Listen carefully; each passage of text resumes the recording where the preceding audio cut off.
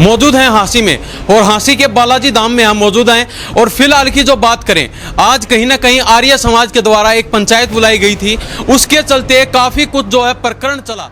सारी बातचीत हमारे साथ दिवानंद शास्त्री जी हैं, उनसे बातचीत करेंगे। क्या बातचीत करने के लिए आज बालाजी धाम में पहुंचे हैं, चाहते क्या हैं, क्या मामला क्या है? क्योंकि बालाजी धाम के जो अनुयायी हैं वो कह रहे हैं कि हमारी किसी से बातचीत नहीं हुई। आप कह रहे हैं कि हमने 2 दिन पहले बातचीत की। महाराज अमरदास जी और दिनेश पुरी जी ने, ये तो सबको पता, पूरे हरियाणा में आह्वान किया था कि सनातन धर्म को मानने वाले, राम और कृष्ण को मानने वाले हम सभी एक मंच पर बैठे। पूरे आर्य समाज के लोग, हमारे श्रद्धेय आचार्य यशवीर जी, धर्मेंद्र हुड्डा जी के पिताजी, सनातन धर्म के अंदर आज जो पाखंडी अंधविश्वास फैलाने वाले लोग निकल रहे हैं, उस पाखंड अंधविश्वास का समूल विनाश होना चाहिए। और अपने समस्त शास्त्रों को लेकर, वेद, उपनिषद, सत्यार्थ प्रकाश, ऋषि दयानंद का जीवन चरित्र, हम सबको लेकर के यहाँ पहुँचे हैं। ये वेद सनातन है, सनातन परमात्मा है और परमात्मा की वाणी वेद होने से वेद सनातन है। और हम जब यहाँ आए तो हमें पुलिस प्रशासन के द्वारा हमें रोका गया।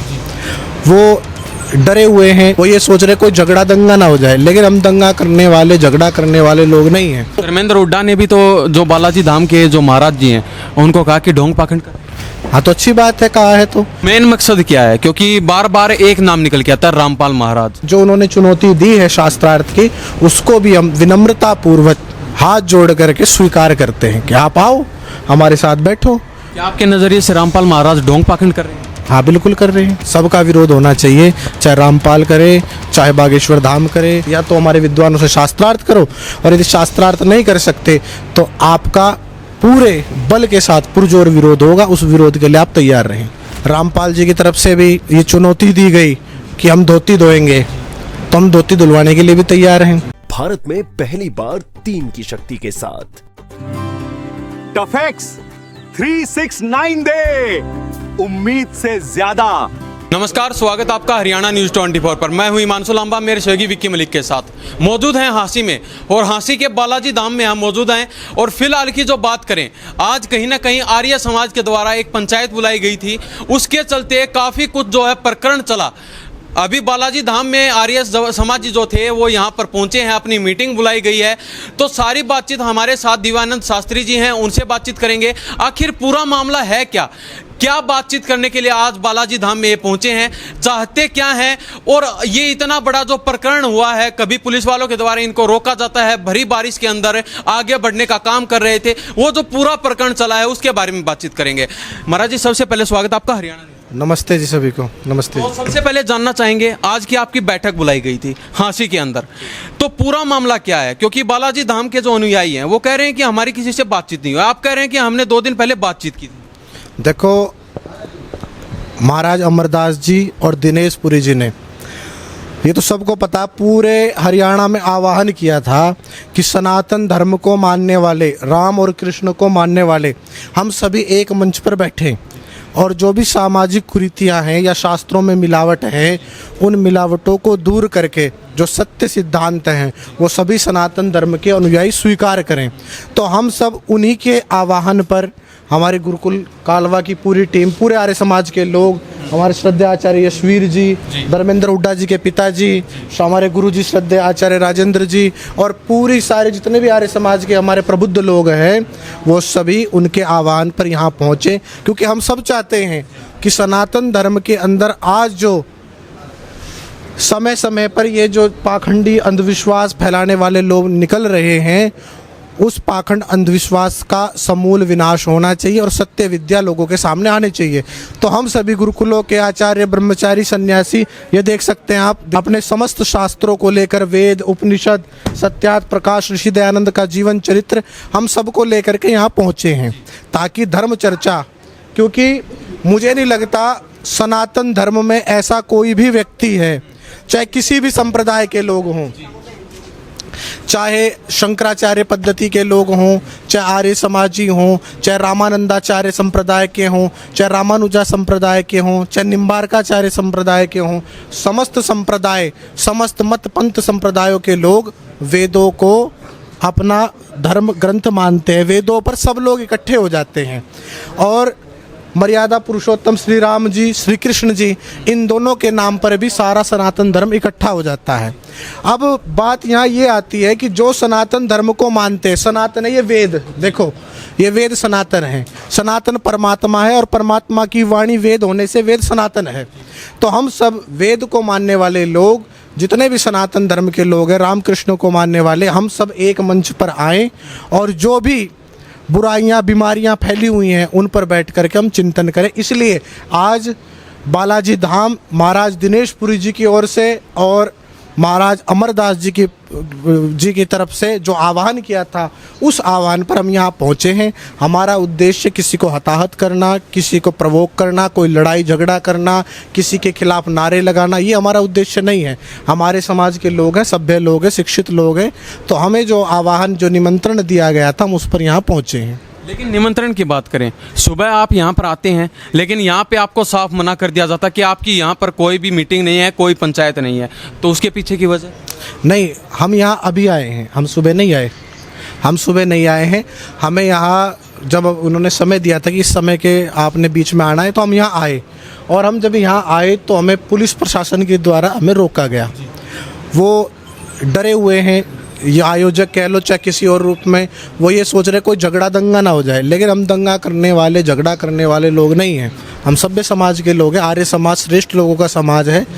तो हम जब यहाँ आए तो कुछ थोड़ा बहुत विवाद हुआ, उसके बाद हम जा कर के बैठे और जो बालाजी कमेटी है, बालाजी धाम की कमेटी है, उन लोगों ने हमें बिठाया। अभी 3 बजे धर्म संसद होगी, तो उसके बाद हम जो भी यहाँ विचार होगा, जो भी गोष्ठी होगी, और हम जो भी विचार होगा वो अंदर से ला करके हम लोगों के समक्ष रखेंगे। आचार्य जी, धर्मेंद्र हुड्डा द्वारा जो मुहिम चलाई गई है, आप उसको लेकर आगे बढ़ रहे हैं? नहीं, हम धर्मेंद्र हुड्डा को लेकर के नहीं बढ़ रहे।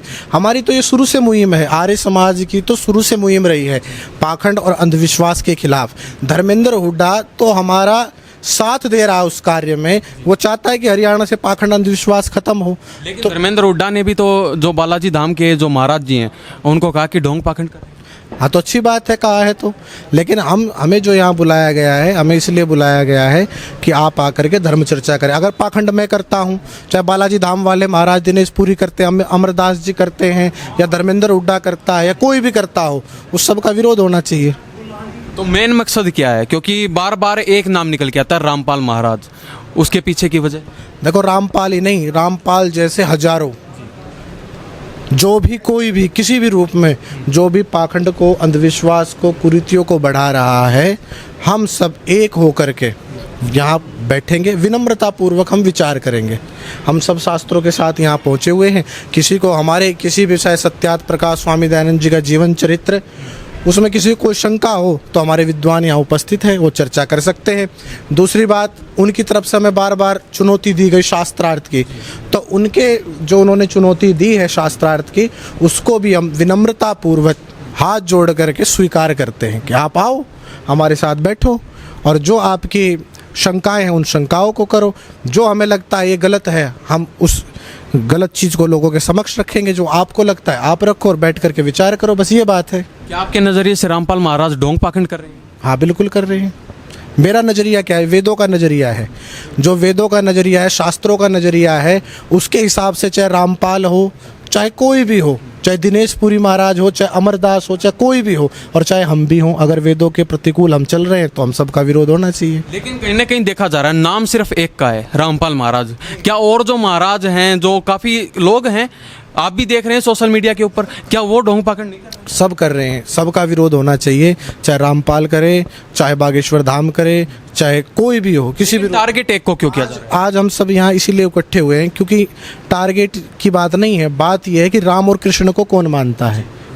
अब जो राम और कृष्ण के आदर्शों को स्वीकार करता है वो सनातन धर्मी, जो वेद को मानता है वो सनातन धर्मी, जो वेदों को मानता ही नहीं, वेदों के सिद्धांतों को नहीं मानता, जो राम और कृष्ण को अपना महापुरुष ही नहीं मानता, वो सनातनी कैसे हो सकता है? बताओ आप खुद, हो सकता है? तो हम ऐसे ही लोगों की छटनी करना चाहते हैं जो सनातन धर्म में बैठे हुए हैं, जो हमारे शास्त्रों पर आक्षेप लगाते हैं, बेबुनियाद आक्षेप लगाते हैं। या तो हमारे विद्वानों से शास्त्रार्थ करो, और यदि शास्त्रार्थ नहीं कर सकते तो आपका पूरे बल के साथ पुरजोर विरोध होगा, उस विरोध के लिए आप तैयार रहें।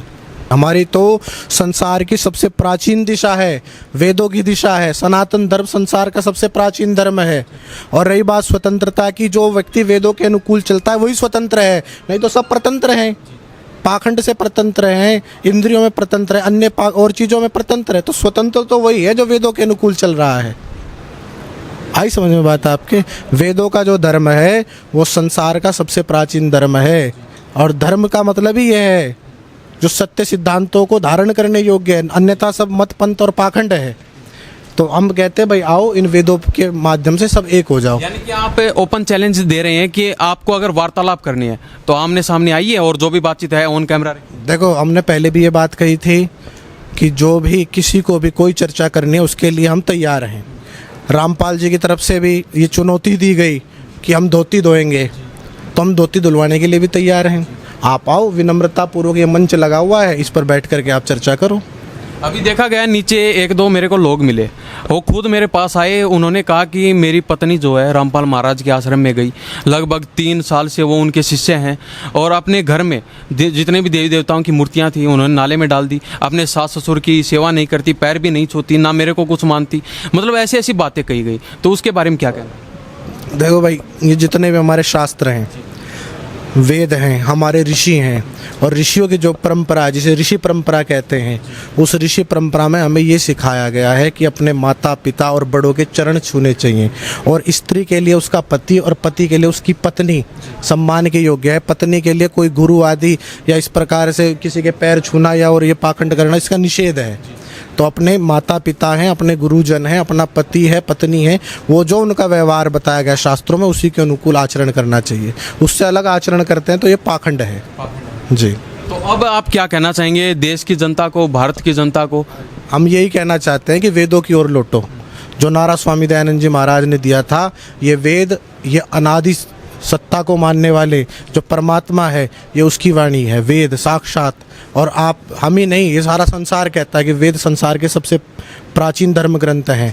और इसकी जो विद्या वो अथाह है, किसी एक व्यक्ति विशेष द्वारा बनाए गए कोई पोथियों को, हाँ जी, कोई पोथी, कोई किसी प्रकार के अन्य ग्रंथ ये मान्य नहीं है। वेद और वेद संगत जितने भी वेदानुकूल ग्रंथ हैं वही मान्य है। इसलिए वेदों की ओर लौटो, वेदों को मानो। यानी कि जितने भी जो हरियाणा के अंदर या भारत के अंदर जो जितने पाखंडवाद फैला रहे हैं उन सभी का नंबर आएगा, सबका नंबर आना चाहिए। तो आज हम यहाँ मंच पर जो भी हमारे साधु संत महात्मा आए हुए हैं उन सब के बीच में हम बैठेंगे और निर्णय करेंगे। देखते हैं आगे, आप साथ में ही हमारे कोई बड़ा फैसला ले। जो भी बड़ा फैसला होगा वो सभी सनातन धर्म की जनता उसको स्वीकार करे और सब वेदों की ओर लौटे। हमारा सबसे यही आह्वान है। क्या चेतावनी देना चाहेंगे जो ढोंग पाखंड फैला रही है? भाई उन सब के लिए यही है कि या तो वेद के मार्ग पर आ जाओ, नहीं तो ये जनता समझ चुकी है, भोली वाली जनता नहीं है। सब पढ़े लिखे लोग हैं, और पढ़े लिखे लोग हैं वो जानते हैं सत्य क्या असत्य क्या, पाखंड क्या है, अंधविश्वास क्या है। जनता खुद निर्णय करेगी, ठीक है, परमात्मा निर्णय करेगा। आपका बहुत बहुत धन्यवाद। तो ये हमारे साथ है दिव्यानंद शास्त्री जी, हमारे साथ मौजूद है, खास बातचीत की है। इनकी जो बातें हैं उनसे आप कितना सहमत हैं, कमेंट बॉक्स के माध्यम से जरूर बता दीजिए। इन्हीं सब बातों के साथ मैं हिमांशु लांबा, मेरे सहयोगी विक्की मलिक के साथ हरियाणा न्यूज़ 24। नमस्कार, जय हिंद।